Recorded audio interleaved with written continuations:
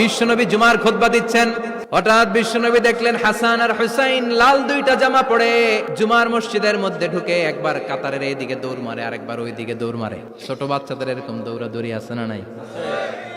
রাজা মেয়ারও আছে। ছোট বাচ্চাদেরকে মসজিদে ঢুকতে দেন তো না বের করে দেন? বের করে দেয়। সর্বনাশ।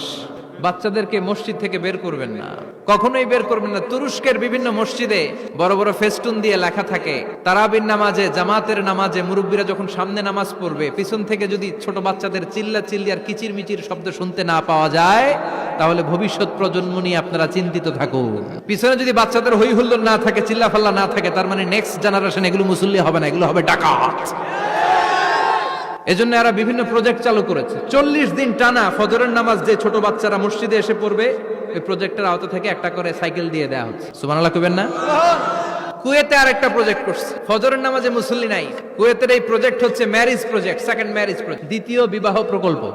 কি কাজ এই প্রকল্পের? তারা ঘোষণা দিল, মসজিদে ফজরের সালাতে মুসল্লি পাওয়া যায় না, তো যারা যারা ফজরের নামাজে মসজিদে আসবে না, টাইমলি আসবে না, তাদেরকে মসজিদের টাকা দিয়ে মসজিদের অর্থায়নে দ্বিতীয় বিবাহের ব্যবস্থা করে দেওয়া হবে।